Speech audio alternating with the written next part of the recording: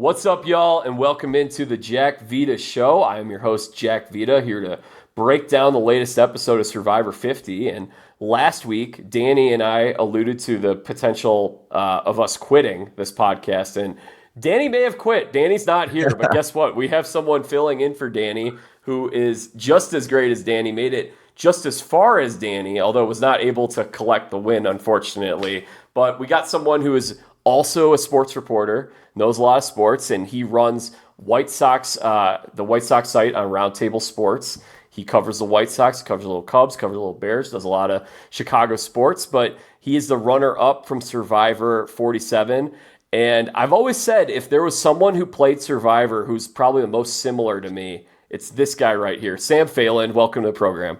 Let's go, Jack. Thank you for having me. I'm stoked to be here. Why are we quitting? Why are we quitting the podcast? Lay it on me. We can use this as an early therapy session here on how we're feeling about Survivor 50. But I'm very excited to talk with you about this, and I'm excited to hear your thoughts on this season so far and where we're at now with, 7 players remaining in the game. Yeah, final 7. Well, we joked about quitting because Stephanie got voted out. We were doing this for Stephanie. Danny was not here, but it's not a matter of Stephanie being gone. Her son's graduating high school this week. There's a lot going on in her world. But I'm here. So we're still chugging along here. Yeah, Stephanie. Kind of a. So I'm assuming you have a grudge here with our buddy Mr. Beast. He might be. You're banning all Mr. Beast videos from your YouTube account. No guests from Beast Games ever coming on this show. Fair enough. Yeah, fair enough. Well, yeah. I mean, the Beast Games or Mr. Beast comes on. Obviously, has a twist. We have another twist here, and I feel like as we talk about this episode, you have to talk about what is another twist in the game at the final 9. This has been the story of the season so far. It is just kind of the no breaks, all twists. Is that bothering you that we have another twist here? Not bothered at this point. I think I'm an old school fan. I'm an old soul. And I've always been I mean, I like more of a pure game. But I'm going to be honest, I actually kind of like this twist this week. What'd you think? I think, and this would be, so I love the double duos twist when they had to match up with partners and were tied. I thought that was fantastic. I'll say a lot of these things, Mr. Beast included, this twist included, I feel like the end result has not been as bad as the possible end result. And I think that they've gotten a little bit lucky how these things have played out. When I look at this, right, I don't hate how we ended. I think it provided 2 pretty exciting tribal councils. It does split the group down to, as Rizzo says in the episode, 2 final 5 votes, which is really easy to follow for a viewer, which I think is fun when the strategy is not difficult to track. You're like, there's only 5 votes I need to maintain or keep track of in both tribal councils. What I don't like about it is just the fact that you have Rizzo with an idol, Ozzy with an idol, Rick Devens with an idol that's burning a hole in his pocket. You've got Jonathan with immunity. You have an opportunity here to really screw somebody over with 9 players left in the game who could otherwise be well positioned. Now, I don't really think that this happened at all, but I think that we all probably reflect very differently on this twist. If Cirie ends up in a group with Rizzo, Rick Devens, Jonathan, and Ozzy, and she's the only person without immunity sitting at her tribal council, and we get Game Changers 2.0. You're playing with fire, and it kind of ended up being a normal set of tribal councils. I don't feel like Emily or Ozzy were long for the game with how things were playing out regardless. But it was certainly risky from a production standpoint. And the same thing goes with the Mr. Beast coin, right? You're lucky that you have a Rick That one Devens. had a horrible outcome. We were not lucky. That one was horrible. I mean, but you're lucky that you have a Rick Devens who's there, who's clearly on the bottom, who's clearly ready to go home, who also is a showman who's ready to flip this coin, and he's down, right? I don't like that Jeff says, if nobody's flipping the coin, we're drawing rocks for who's flipping the coin. You're going to make You're going to make Cirie or Ozzy draw a rock to then flip a coin to then go home with no votes cast against that. Like, you were really you were messing with some fire, and it's worked out okay, but I don't know. The thing I thought was interesting about this was the whole Jonathan kind of walking back and forth, relaying Yeah. conversations. That was an interesting wrinkle that I hadn't seen on Survivor. So I found that quite compelling. It was really interesting, and it like people talk about this as like a player and fan, all this stuff, right? It's common knowledge that if you win immunity, it comes with a level of power to it. I wouldn't know, never won individual immunity, but I do feel like, not having the risk of like going home really frees you up to play or be more aggressive in your strategy. You can take some swings. You can be a little bit more risky in your conversations with people because you know that there's no way the votes can ricochet back onto me. I'm safe. And not only does Jonathan have that feeling, it really is a huge advantage and a huge thing that he is safe. Obviously, he's safe for 2 rounds of the game and jumps like 2 placements further. But then he also has the ability to influence 2 very small groups and kind of mold what the final 7 looks like to what he wants it to look like. And I find that to be really interesting. And he does get his way in this episode with both tribal councils. He wants Emily out. He wants Ozzy out. And he comes now back to a final 7 where he has neither of those people in the game. He's just worked with Tiffany and Cirie. He's just worked with Rizzo and Joe. I think Jonathan did a lot to better his position in the game in this episode. And it's a really interesting advantage to watch play out, not something that we've ever seen before on the show. Yeah, I think Jonathan, it seems like he's taken some notes from the Boston Rob rulebook. I know that's his guy. He spent Thanksgiving with Mariano's. He's been playing a pretty savvy game, don't you think? I've been really surprised by it. Like I'm always curious. One of the beautiful things about a returning season to me is just watching how players correct themselves from previous mistakes, previous iterations. And the winner or the people that end up going really far are the people that I think correctly toe that line and know how to make tweaks without overcorrecting.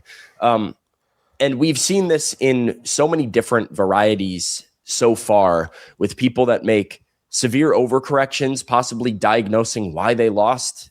Charlie comes to mind as somebody who still very clearly had this idea of my number 1 didn't vote for me in his head, and it influenced how he played the game, and so much so that it ended up being his demise earlier than he would have liked. And Jonathan, I think, is doing a really nice job so far of adding some of these social and strategic layers to his game. I do think we see flaws of Jonathan's game so far, and I wonder, and this is the other thing that I love about, a returning season, is sometimes nature takes over as well. Ozzy is the best example of this, of anybody. He talks ad nauseum, I need to be Oscar. I can't be Ozzy. I'm Oscar from now on. I'm playing like Oscar and what that looks like. And yet there's several instances throughout the duration of his time on season 50 where we see him revert back to old Ozzy. We see him, in spite of himself, falling victim to these habits of being emotional after a vote and crashing out on Emily and Christian because they left him out of a vote, and, can't bite his tongue at coach. And he gets overconfident, doesn't play like all of the same old Ozzy mistakes are still there with this new version of Oscar that we're seeing. And I don't think they're as prevalent with Jonathan, but I do still think we see Jonathan popping off at Rick Devens, Jonathan popping off at D at camp. And it's like some of this like socially grading behavior where he has friends, but he also has some enemies. And I'm really curious at how some of those actions will serve Jonathan as we get close to the end of the game here. Well, you brought up Ozzy, and I think that's a really great observation, Sam. He threw a temper tantrum when they voted out Mike White, and he had some other moments like that. And I know that there's a lot that happens with editing, right? So the editing was like he's really grown up, he's matured, he's playing his best game. Do you believe that was the case, or do you believe that a big part of it was Cirie was kind of guiding him through this game, because Cirie is as savvy of a player as you can find? I do think he definitely had help from Cirie. Strategically, you can see that. I mean, Ozzy goes to her on several occasions, and when she says, Oz, what are you doing? Do this instead. He's like, oh, duh, I'm an idiot. Thank you, Cirie. I'm so glad you're here. So he definitely had some strategic guidance. What I do think was different about Ozzy, not the entire time, because I mentioned that there were moments where he reverted back to his old self. I felt like he had more composure this time around, and composure is a word and a skill that I don't think gets talked about enough in terms of what makes a good Survivor player. The ability to kind of stand in the pocket and maintain your cool and build bonds and not panic when there's chaos back at camp, and just kind of having like patience with the game. I think we saw Ozzy do that. Is he was way more composed. He was way more strategic. He wasn't making many decisions based off of emotion. And I think having Cirie with him helped him do that, because Cirie was comfortable. Cirie is safe. Cirie somebody he knows. Cirie was somebody he trusted.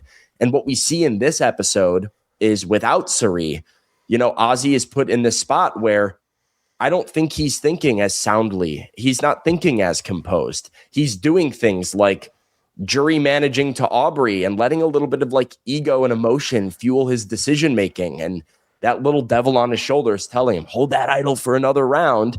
And it ends up being his demise. So I think it was better than many of the iterations of Ozzy that we've seen. It was a more well-rounded player than the Ozzies that we've seen in the past. And yet I do think that, at the end of the day, some of his nature kind of shined through here when the lights got bright, and it ended up being a pretty, all in all, pretty rough showing in this episode specifically for Ozzy. You're saying the lights were too bright for him? Well, I do think so. I hate to say that, but like, I think Ozzy started seeing the end game. He started seeing the final three. It's the final 9. Like, you got a long way to go before you need to be thinking about the final 3. But I think this pressure of feeling like, hey, I'm close to the end. He has this thought in the back of his mind, a feeling that I have as well, of like, hey, I've been to the end. I've been to final tribal council. I didn't get the votes I needed to win. And I think there's some of him that panics and wants to make sure that he's sending out Aubrey and he's starting to do his final jury pitch now. And he gets a little lost in the sauce, like the idea of the looming final 3 impacts him from playing that steady, composed Oscar game that he's been talking about for 20 days up to this point. And it ends up being what sends him home here. So I think my main question for you, Sam, is this Ozzy's greatest choke job? Is this the biggest choke job where it was right there for him and he blew it? No, I would not say that.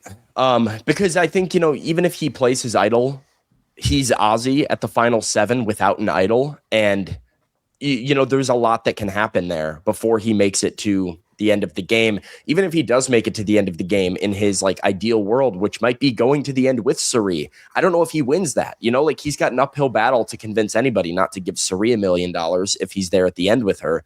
So I wouldn't say that this is like Ozzy's greatest choke job or what. Like, I think that this was just maybe some of the worst gameplay we've seen from him in like a single round.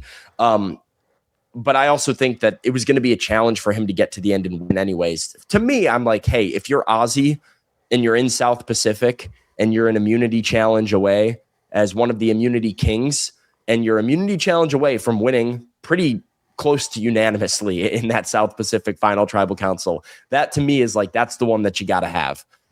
Cook Islands was a little stacked against him with the super idol and whatnot. But I think South Pacific is the one that you would look back on, or I look back on as an Ozzy fan, as a fan of the show. And I'm like, yeah, that's the one that you should have had, because challenges are your thing. So, right. Yeah. So little rundown of Ozzy's history on the show. 2006, age 24, finishes in second place, 5-4 vote. Really, really close. First ever final 3. 08, he's back. He's 26. Final 9, blindsided with an idol in his pocket, which is, history ends up repeating itself. 2011, this is the one. This is the worst one. 4th place, South Pacific, earned his way back from Redemption Island twice, and led that challenge significantly. He had a big lead on that Final 4 immunity challenge, couldn't complete the puzzle, and based on a lot of what I've heard from that season, probably would have won if he got No, to that. all his friends are on the jury in that season. He's got Keith and Whitney and Jim and everybody's sitting over there ready to vote for him. He's so good that entire season. He's the leader of his tribe. He calculates, hey, volunteers to be voted out just so he can win his way back, and then does it successfully, gets voted out again. Redemption Island is a season built for Ozzy to, keep coming back and be this inevitable force that ends up winning. And he's right there, right on the cusp of it. All he has to do is win an immunity challenge. And so when you look at Ozzy, you think of, this is a guy who, if you can have anybody, you can pick one player in Survivor history running a challenge for you with like the game on the line, you might pick Ozzy over anybody else that's ever played in the show. And so, with that in mind, that's definitely the one that I look back at and say, like, oh, that was our shot. That was the one that he needed to win. Yeah, and you probably pick that version of South Pacific Ozzy. That was probably the peak of his powers. Maybe because Cook Islands Ozzy is the best physical Ozzy, but I don't think he's dropped off much physically by South Pacific, and he seems to be he's a lot wiser, he's a lot more experienced in the game, a little bit more cynical, having been blindsided in Micronesia with that idol. Like, he's a little bit more he's not as trusting, and I think that it's a developed version of Ozzy that was a really great game player, but comes up one challenge short. So he was 29 in 2011. That was his.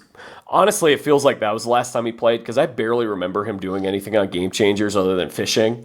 And sure. I think I've wiped a lot of that season out of my memory bank, thankfully. 2017, 34 years old, finishes in 12th place. I think he was like second boot after the merge. Mm-hmm. Now he comes back at age 43, finishes in 8th place.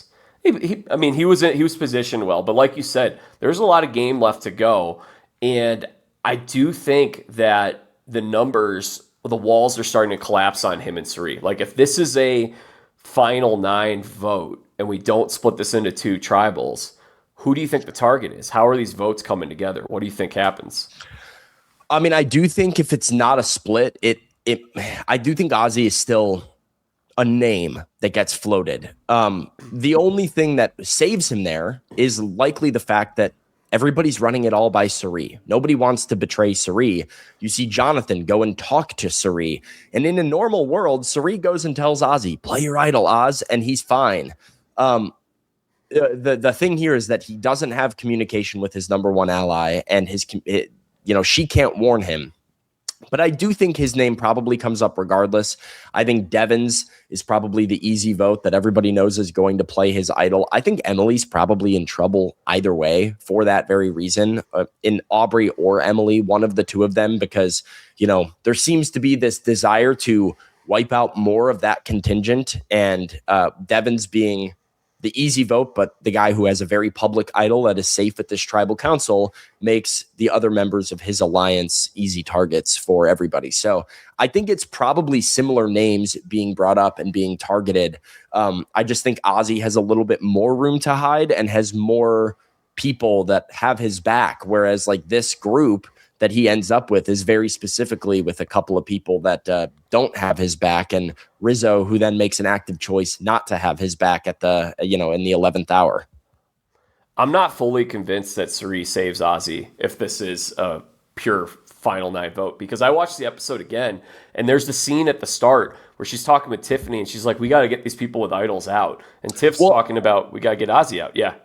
I think Cirie wants the idol out. So I think more than anything, Cirie is freaked out about this idea of being at the final 8 with Ozzy having an idol, Rizo having an idol. And if she's going to go deep in the game with these guys, she doesn't want to end up in Game Changers 2.0, where she ends up being, eliminated because the other member, even if it's not advantage get-in, right? If the other members of your alliance have an idol, if they have a very public idol and somebody's going to target your alliance, they're going to target the person without the public idol, because the public idol is scary when you're putting votes on somebody, stacking votes on a target. So I think Cirie is worried about this idea of, hey, if I'm going to go deeper into the game with Ozzy and Rizo, we got to get these idols out of here. And so she's intentional about telling Ozzy in the hammock with Tiffany, right? Like, hey, everybody's working on your name. Everybody's working on you, telling him, play that idol. So I do think she saves him. I think she tells him to play the idol. I don't think he goes home here, but I just think then he might be a sitting duck at the, the final 8 or wherever we end up after that without an idol in his pocket. But Cirie can at least use him to advance herself one round farther and keep an ally that won't vote for her in the game. Yeah, so maybe Cirie reveals the code word just to get Ozzy to play the idol. Out of the game. Regardless of if he's going home. I think she probably eggs that idol on out of him and, make sure that, people have less ammunition as we approach the end game of Survivor 50. Can we give a little credit to someone who you played with who was on the season, Genevieve? Because she said, the idea of this Billie Eilish boomerang is if the person gets voted out with the idol, then you get the idol. And it was like Ozzy's been voted out with an idol before, which is interesting because at the time I thought I wouldn't want to give it to somebody who's made that mistake because my thought is, I'm going to be really careful. I'm going to make sure I play that. I can't have the same fate happen to me. But the same thing happened. So I hope Genevieve gets that idol in the mail or something. Sure. If there was ever more reason, more vindication, more reason to give Genevieve props, who had obviously a very unlucky, all of the bad Survivor luck came for Genevieve in one season here, which results in her elimination. But if the Billie Eilish idol couldn't have been more unlucky because she finds 2 of them, can't keep either one of them, and needs one of them in order to save herself when she clearly knows she's a target. She also gave it to the right person that got voted out with an idol in his pocket and didn't get to stay in the game long enough to reap the rewards of that. Have you talked much with Genevieve about the season? Of course, yeah. Surprised that she was the only representative of your season? Yeah, I think I was. I feel like the general fan perception of 47 is very positive. I'm really proud of the season. If there is a representative, I think she's a tremendous representative for our season. I don't think anybody from our season had any issues with that, but I do think 47 deserved a little bit more love. It was I feel like it was entertaining all the way throughout. It had players who came to play. It was fun. It was energetic. It was strategic. It was all the things that I think capture a great Survivor season. Big characters, big moves, hard gameplay all the way throughout. So I'm surprised, but I'm happy that Genevieve got the chance to represent us, and I think she did it very well. She represented us tremendously. I think every fan saw that. I wish we would have gotten to see more of her. I wish the luck would have broken her way a little bit more so that we could have seen her at her. I mean, she was building something. She was doing really, really well all the way up until she got struck with the bad luck. Did you get a call for 50? I did. Yeah, I did get called. I went through the casting process. I was, I don't think I had any expectations, but I was hopeful. And I'm okay either way with it. Like I said, didn't have a huge expectations for whether or not I would be out there or not, but would have been very happy and elated to get the experience. But no hard feelings on my end. Any pregame alliances? No pregame alliances. Come on, you gotta be talking to somebody. No, man, you got to keep that thing. You got to keep it tight, dude. There's you never know what's going to happen. You get that phone call. The only thing I'm focused on is, hey, can I get out to the beach? That was my main focus. Well, I do have a question for you as someone who made it to the end of the game. So, we're going through this list of choke job or, Ozzy coming up short. How much of the final tribal council do you think is actually determined at the final tribal council? My personal experience, I think very little. But I think it might depend on your jury. I would say most juries know who they're voting for before they walk in. I think it's a frustrating part of the game for a player because there's so much that you hide from the other players in the game. And all the jury gets to see is tribal council. And so they're sitting at tribal council observing what you're saying to Jeff at tribal council. I think if you're a smart player, if you're an astute player, you're not revealing anything at tribal council. You're not like going and broadcasting your game out loud and how great you are to Jeff at tribal council when there's still rounds of the game to get to in order to get to the end. You see the danger of that in Ozzy here of like, if you're trying to put your game out for everybody to see, or your plans out for everybody to see too early, it's going to come back and bite you. So you withhold a lot. And it is frustrating. I think that, you withhold information in order to make it to the end. And then by the time you make it to the end, the jury seems to have made up their mind when they don't have the full picture yet. And it's really hard to sway people's opinions that they've had for days or weeks in some cases over the course of a couple of hours at a tribal council. Even if you're able to reveal things, even if you're able to surprise them, even if you put on a great performance, I think people tend to revert back to their position coming in. And I think it's pretty rare that somebody comes in without a position, whether it is criteria of gameplay that you're basing it on, strategy, physicality, immunity wins, whatever it is. Most people, I think, vote for just kind of who they like the most. Yeah.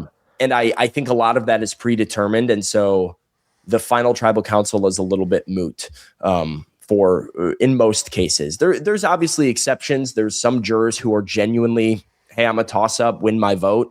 And I think that you can swing a vote or two, but the main core of what a jury does is decided at Ponderosa when they're debating the game of the people who they haven't been able to see all of their games yet. So, yeah, I think you're right on that, Sam. I do think that a lot of people watch the show and they think that you can make some big moves and that's going to sway the jury.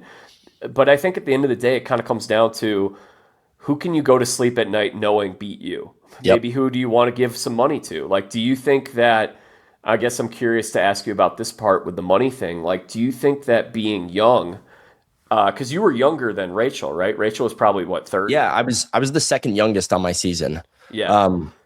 I'm one of the younger people that has played in the new era. Like, people are shocked I'm younger than Rizzo. People are shocked to learn that all the time. But, yeah, I don't know if age had a big thing to do with it on my season. I think I don't think I presented to the people that I interacted with as young, despite the fact that I had just turned 24 when I went out to film.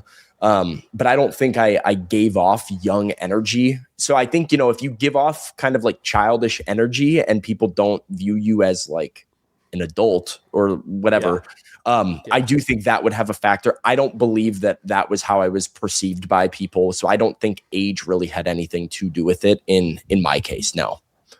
Well, I think it could be something that impacts Rizzo for that reason. Because I think Rizzo's kind of playing the game of like, I'm the annoying little brother. I love everything about this experience. This is so great. And I think the fact that it's $2 million now, if he gets to the end, it's just hard for me to be like, oh, I want to give $2 million to someone who's 25 or 26. Even if it's not an age thing for Rizzo, I do think that it is like there is a battle that he faces by being this unknown quantity to people. And you are playing on a season with some legends and with some people who have been waiting a long, long, long time to be back here. And whether it's, Chrissy Hoffbeck, who played in season 35 and is like, hey, I waited 8 years to get back here, on Survivor, or whether it's, one of these people that's played 4 times now. I mean, like, I think there is a level of respect for the history of the game that makes them want to award somebody the money who they feel is, like you said, who are they okay losing to? And the real word that I use is, who do they want to represent their season? I thought Eva talked about that in the 48 finale. I thought it was a tremendous way of summarizing it, is like, who is the representative of this group and how do we want this season to be remembered? There's just a lot of old school people on that jury. And I do think Rizzo has a tough time, convincing a coach, a Stephanie, a Chrissy, some of these old school players who have played multiple times now, that he deserves to win the money as somebody who was a fan of the show 2 months before season 50 even filmed. He had never even played one time, let alone 2, let alone be the champion of this historic returning season. That's a tough sell. Well, and it's to that point, if it's about who's the representative of the season, then you have to get Cirie out immediately, right? Because 100%. it's kind of like if Cirie gets to the end, and I mean, it wouldn't be that she's undeserving or anything like that, but it'd almost be like a lifetime achievement award. Like, you have played Survivor so many times. Cirie does not have to do anything. Let me make that. Cirie does not have to make a single move, make a single alliance, do a single thing the entire game. If she sits at the end, she wins as a, hey, you should have won Micronesia, so we're going to give you whatever it is, right? Like, oh, we remember when you were on this season, we wanted you to win. Like, it's the lifetime achievement award that you say. It doesn't, the resume does not matter. You can play 10 times the game, you still lose to her at the end. So I think she might be cooked for that reason now. And she's got Ozzy out. I think the thing is, I think everybody knows that. You know, like, the thing with Cirie always is nobody wants to come after her early because she's, you know, the queen. Influential. Right? She's so good at building relationships and strategy, and, you know, she can maneuver this game as good as anybody. But I also think, you know, these people aren't stupid. And, you know, I think Cirie needed somebody kind of like Ozzy. It's similar to Parvati and Cirie when they were on Australian Survivor together, is that they were okay. Parvati would have gone to the end with Cirie and lost to Cirie and been okay with it because they're like friends. They've been friends for years and years and years. You know, they're okay with one of them winning, and like they're kind of like, hey, we're the only two people that are actually willing to go to the end with each other, so let's go to the end together. And I feel like that was kind of the case for Cirie and Ozzy here, and so I do think losing Ozzy is going to be big for her because Ozzy's somebody who I do think would have been willing to sit next to Cirie, thinking he can beat Cirie. Probably would have been surprised when Cirie blew him out at a final tribal council, but it was a clear way for her to get to the end. And I don't see somebody like Rick Devens, or, I mean, maybe Tiffany, maybe Rizzo, but like, I don't see Jonathan or Joe or Rick Devens like sitting there being okay letting Cirie get to the end of the game. Not even Aubrey. Like, Aubrey and Cirie are friends, but Aubrey's smart enough to know, hey, if I sit with Cirie at the end, I lose. And so now what do you have to do to get yourself to the end? If it is the final 6, final 5, right? You're in that end game stage. You got to win immunity. We haven't seen Cirie do that. And so I don't know what the end game path is for her from this point, or how she pivots to have a group that's willing to take her there. Maybe they could give like a Final Four immunity challenge. How many coconuts can you flip over? And I mean, if it's just like a puzzle or something, she absolutely has a shot. You know, like there's definitely, like, I think Cirie has won an individual immunity at some point in her career. I'm not sure on that. Okay, so no, she has not. And it's been a lot of chances. So we haven't seen it yet. And so Cirie needs to play this game where she's insulated enough with her people that she has people willing to take her to the end. But who's actually willing to take her to the end? That's a tough ask because of what we said. Everybody knows that she sweeps whatever jury she faces. And I know that this is going to sound biased, but I do think she made a mistake with getting rid of Stephanie, because I think Stephanie actually would have been loyal and would have rode it out to the end with Cirie. She did that on Traders. That is interesting. I mean, I do think Stephanie is one of those people that, like, I think Cirie needs to either lean into, and she did great this season with who she selected as her allies too, by the way. Like, Rizzo's a great idea, like great concept of an alliance, because you don't know Rizzo. Rizzo's this big fan of the show. Rizzo's doing great lip service, being like, Cirie, I'm such a big fan of you. It would be an honor to work with you, all this stuff. We just saw on Australian Survivor, Australia versus the world, spoiler alert, somebody like Lisa, who is this diehard fan of Cirie, so much so that she says, I'm willing to lose to help Cirie win. She's not playing for herself anymore. She's playing for Cirie. So maybe she thinks, hey, is Rizzo like that? Is Rizzo going to just like, is he such a big fan that he wants to like help me win, and he might make a bad decision late in the game because of it? Maybe. Stephanie, Ozzy, these are relationships that Cirie has from, you know, years and years and years of being in the Survivor community, of playing on other shows like she does with Cirie, on multiple other shows that they go and play together. And so I think those were the relationships that were very important for her to preserve. Even an ego like Coach could have been great for her, because like Coach might be delusional enough to think he can beat Cirie at the end and be willing to go with her. And so I do, you know, maybe there is some critiques that are warranted there of like, hey, I don't know if taking out the people that might have been willing to sit with you I don't know if that's a great call. So it's really interesting because she had a chance. She was right there, positioned in the middle with Ozzy, and they could have gone with the old school group. They could have kept Colby, although Colby, as we found out, he would have been medevaced. But let's just say hypothetically, they could have kept Colby. They could have kept Coach. They could have kept Chrissy. Like, you have the option of you can play the game with really strong competitors and physical competitors, which Cirie has never liked to do. Cirie has always kind of targeted the strong people. Look at Heroes versus Villains, where she wants to get Stephanie and Tom and Colby out. And then she can play the game with more of the schemers. But then the downside is you are playing with the schemers, and they're going to get you out. Whereas that group of more of the old school honor and integrity, maybe that's a group that you're able to ride it with. And maybe they start targeting each other because they're, physical threats. Yeah, I think one of the worries is, of course, like Cirie probably perceives that this honor and integrity alliance, right? And perceives it as I'm on the bottom here, right? Like I know that Coach and Chrissy and Stephanie and Jonathan are all together. And I know that that's a group. So while I can swing that way, if I swing that way, now I'm like, do I think Stephanie's going to protect me over Jonathan? I don't know, right? And like, I think that there's some hesitancy from Cirie to jump into bed with a group that she feels like she's on the bottom of. And the benefit of playing with these schemers, right, these strategists who aren't necessarily part of that big group, is that Cirie has a lot of individual relationships with them. She has a one-on-one with Ozzy. She has a one-on-one with Rizzo. We see, actually, weirdly, she's got a good one-on-one with like a Christian, and she's played with Aubrey before and is friends with Aubrey. She was with Emily and Rick on like their initial tribes. She seems to have good one-on-one. Out of nowhere, by the way, her and Tiffany become like a nice like little duo here. So I think she has a lot of like intentional one-on-one relationships where she feels like she's more prioritized by the people.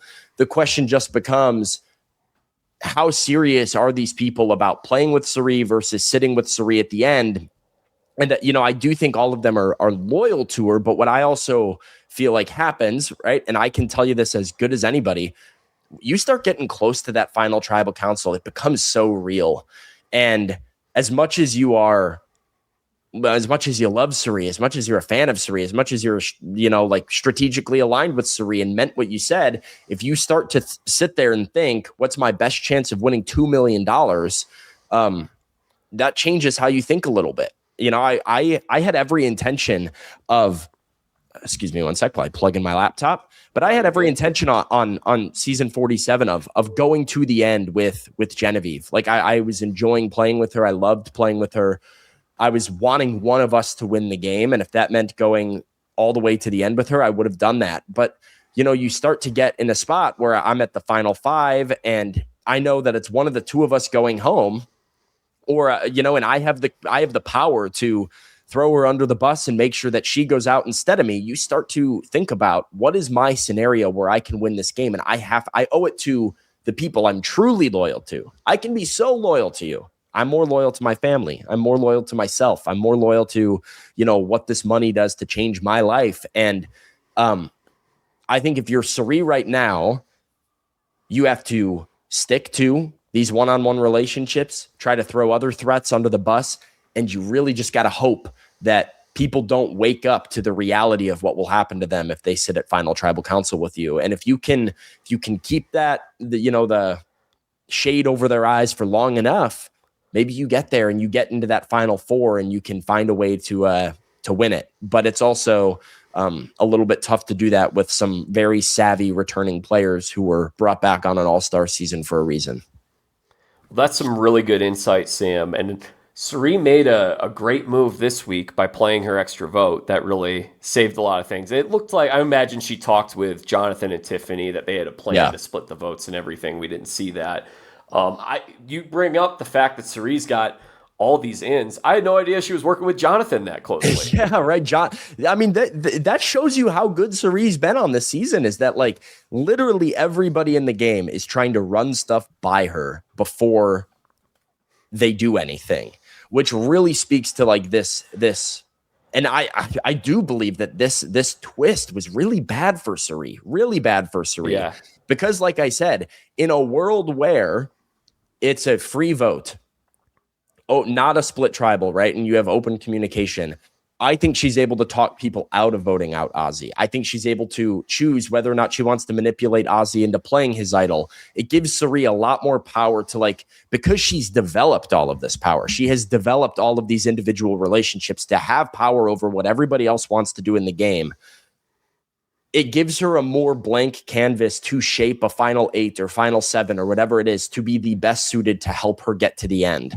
And that is important for somebody like Cirie for all the reasons that I just went over. But now I feel like there were aspects of this that were out of Cirie's control, like Rizo being able to be the one making the decision about whether or not Ozzy stays or goes. And you know, he makes the decision that he feels is best for him, but that's not the decision that's best for Cirie. And so now she comes back to a world where the final 7, you know, it's not dead for her. There's still some options here, but she certainly has less options than she did before last week. And for somebody who still has to make it through 3 full vote outs without an idol and probably won't win immunity, that's getting a little hairy. Yeah, and if you see Rizo throwing Ozzy out, then you got to be like, oh, he would do the same thing to me. Right. Yeah. And like, I'm very interested in seeing that connection, that conversation next week between Rizo and Cirie, where he explains what was going on, or she says like, Rizo, what are you doing? Why didn't you tell him? And I'm fascinated to seeing how he approaches that and what the ramifications of it are. It's going to be really interesting to see. What do you think happens next week? Oh man, it's so hard. I feel like I still feel like Devens is going to be a sitting duck here. You know, if he can't pull something out with an immunity or an idol, just because he was the easy vote.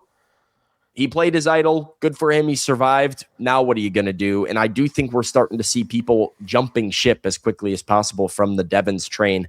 Now, if you're Rick Devens, you're back on the bottom and harmless, and you need to try to sell that as much as possible of like, hey, you can take me out whenever. I have no allies. Try and take out somebody. So I think it'll probably be Devens or Cirie. I think those are the 2 people that, I don't think anybody's coming after Aubrey or Tiffany right now.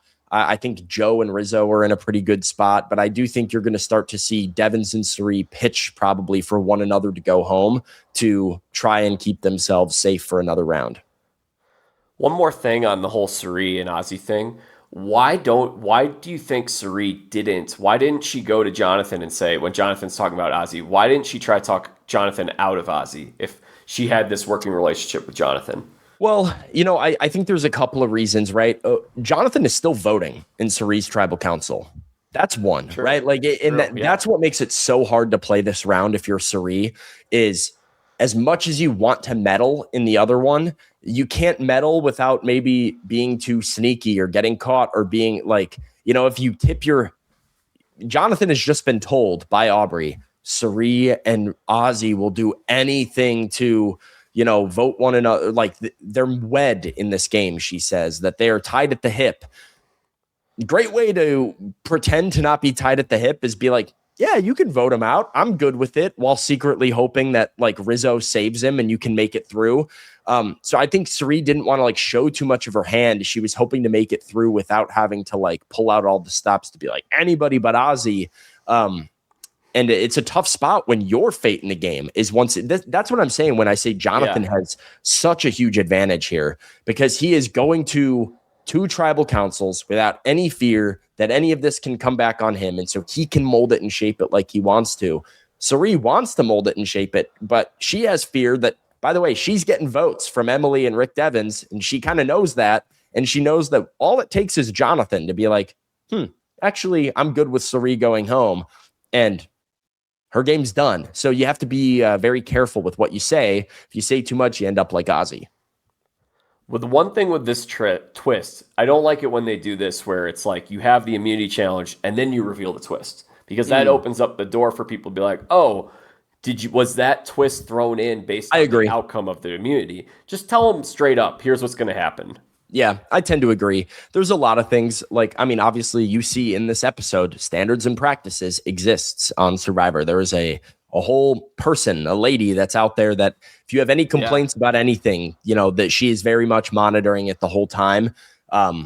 And so they take it very seriously. They take the integrity of the game very seriously, and laying out things ahead of time without changing the twist because somebody won immunity, etc.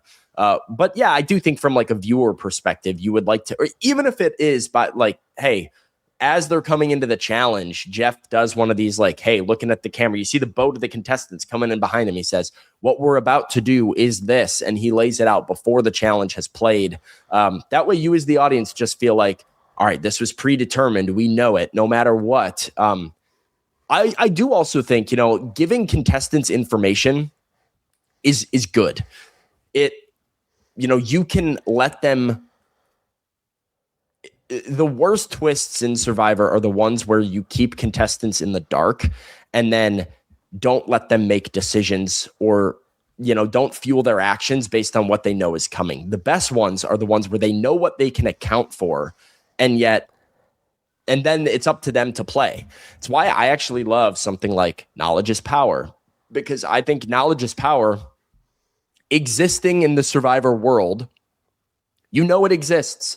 And so what you do should be done with knowledge is power in mind, possibly. And if you don't, and it costs you because somebody knowledge is power and takes your advantage, blah, blah, blah, well, that's on you. That is, at the end of the day, you didn't make the decision. I just think give them the ammunition, give them the variables that are at play, let the players play versus kind of like keeping them in the dark and then revealing it afterwards when their decisions can be less. Not that that necessarily affects an immunity challenge, whatever. But I am curious, like, how much more locked into a challenge is everybody if they know, oh, this is 2 rounds, if they know the dynamics that are at play, like how does it affect the psyche, all of that stuff. So I like how that we have replay review now on Survivor. It's great. It's been good for sports. It's good for Survivor. My other takeaway is, why did we have to go to the like one leg thing? Is Jeff like that big in a rush to go home? Like we have to just wrap this challenge up? Like what about those challenges when it goes on for an hour and people start making deals? So I do think one, the sea was very calm. And I think you kind of get the feeling like we're going to be up here a long, long time if we don't give people like, make it a little bit harder. And then, yeah, like the elephant in the room here is we're on a production schedule. We got a double boot coming. We got like 5 days left in the game and 9 people still in. So we got to get some of you guys out ASAP. That is absolutely a factor. And, you usually do a challenge around midday. You kind of have your morning, you get like a tree mail, you go, you boat to wherever the challenge is going to be. Then you do your challenge. Tribal, like you leave for tribal as soon as the sun is setting, because like, you got to go leave and get to tribal council. You start tribal once it's dark. They don't want to have a challenge go 2.5 hours and then end up with in this case, 2 tribal councils, 2 different groups that need to strategize, Jonathan needing to bounce back and forth between the 2 groups and give you 40 minutes of strategy talk to determine like what the vote's going to be. So I do think, hey, speed it along, give them, let's make our schedule go a little bit more smooth. I don't have an issue with it. I agree. Like the deals can be fun and whatnot, but I don't hate expediting the challenge either. Well, Sam, we'll wrap up here shortly. Is there anything else that you had on your mind with this episode? Anything you want to bring up? Not really. I had a good time. Like I really did enjoy this episode. I'm finding 50 to be so interesting just from a character standpoint. And just when you kind of like look at these people and the adjustments that each of them are trying to make in their game. And a lot of this cast has really delivered with just giving you what you brought them out there to bring. Cirie has been so good. This might be dare I say, I think I've enjoyed Cirie the most on season 50 than I have on any of her seasons. But I think she's just been tremendous. I think Rizo is everything that they wanted him to be when they brought him back. Rick Devens is the showman as always. You've got this OG and Ozzy who can't help but, succumb to his own fatal flaws. And it's why he is a 5-time player that has never won the game. It has delivered in so many of those ways. And I'm enjoying watching it play out and fascinated to see how this remaining group, ends up crowning a winner, because it's quite the honor to be the champion of season 50. Well, Sam, you killed it today, and I made mention of this. I'm going to tell this little story here for the listeners. When I saw you on Survivor a couple years ago, I was like, this is as close as they'll ever get to casting me on the show, because I'm never going to play. But I'm like, it's a sports reporter who grew up in the Chicago suburbs, who's close to me in age. And then the other weird thing that I found out, I know you and I had messaged about this at one point, is we had the same youth group leader, John Stritzel. Yeah. Shout out to John Stritzel. John Stritzel was a Moody Bible Institute student. And how much older am I? 5 years older than you? I'm 31. Yeah. So when John was at Moody, he was serving at our church youth group in Winnetka. And I went to New Trier High School. Sam went to Schaumburg, right? You went to Schaumburg? Yep. By the way, we played you guys, or after I graduated, the next year, New Trier football played Schaumburg in the playoffs, I'm pretty sure. I remember it. Nick Anselmo, I want to say, was a quarterback. And yes, he was. He played at Carthage. I was at Carthage when he was at Carthage. So there are all these weird connections. But John Stritzel was at Moody undergrad, serving in our church youth group. He was my small group leader in 8th grade.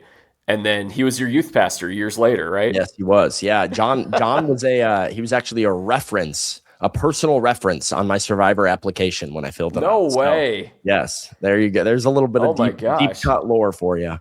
Oh my gosh, what a story. Well, Sam is writing about the White Sox at Roundtable Sports. Give the plug, because I mean, we do have a lot of sports fans. This is a podcast that has a lot more, because we got the sports, Jack Vita Show Sports, and then this is Jack Vita Show Entertainment. There's a lot. This is like the one sweet spot where we get sports and entertainment. So tell people what they can be checking out. Well, yeah, just go follow my Twitter is the easiest way. Sam_Phalen. I'm putting out all my White Sox stuff. Even if you're not a White Sox fan, I have some general commentary about sports at large that you can go check out over there. But if reality TV and sports are interests of you, then I'm probably a decent follow, because between that and Game of Thrones, that's about all that's on my Twitter feed nowadays. I don't know. There are probably some Game of Thrones fans. I'm sure there are. I mean, everybody should be a Game of Thrones fan. I don't supply that content, but I'm sure those fans are out there. Well, cool. And people can check out what you're working on. And I've been enjoying. I know the White Sox have the 5th best record in the American League right now. Hey, holding the playoff spot in May. Who would have thought? Why not us? Why not this White Sox team? I can give you like 26 reasons why, but I'm enjoying it while it lasts. All right. Well, I'll have you on the baseball podcast at some point. We can chat more about it then. All right, let's do it. All right. Thank you, Sam. Thank you. All right. That was a lot of fun. Danny was definitely missed this week, but it was great talking with Sam. We had a really fun episode today. I hope you guys enjoyed it. We'll be back again next week for more Survivor 50 content. Can you guys believe we only have 2 episodes left? There's only 1 episode before the finale. One other thing I thought was somewhat interesting with this episode was, they really gave Ozzy a sympathetic, rootable, lovable underdog type edit, which to me was a little surprising considering some of the controversies that Ozzy had found himself in over the last few years. You guys can look those up. I was honestly shocked that they brought him on a family show after his OnlyFans and also some of the scandals involving him and other women. But alas, I enjoyed watching Ozzy on this season. He played a great game. He's really a consistent player in a lot of ways. He does a lot of things right. He's a great competitor, and I enjoyed seeing him. The thing I thought was interesting was they gave him really the story with his dad, which I thought was really interesting and really beautiful and really compelling. Last week, Stephanie actually talked about the death of 2 of her brothers when she got her family letters, and I was actually quite surprised that they didn't really show that. They didn't really humanize Stephanie in the same way. Obviously, I'm a Stephanie fan. I'm a close friend of hers, and I've seen her go through this journey of losing 2 of her older brothers. So I was a little surprised that they totally omitted that. But hey, I mean, I'm not one of the editors. I think the editors are doing a pretty good job with this season. It's been a lot of fun to watch. So we'll be back again next week. You guys can follow me on social media. It is at Jack Vita Show on Facebook, Twitter, Instagram, TikTok. Again, can't believe that we're almost at the end here, but I'm going to do more sports podcasts when the season ends, and we'll have, I mean, Stephanie's going to come on this podcast. We'll have hopefully some other Survivor 50 contestants get a chance to come on here and tell their story and share a little bit, spill a little tea from behind the scenes. So we'll be chugging along. So make sure you guys are all subscribed here on YouTube or wherever it is that you get your podcasts, on Apple Podcasts, Spotify, my website, jackvita.com. We'll be back again soon. And until then, I'm Jack Vita. Bring in the dancing lobsters.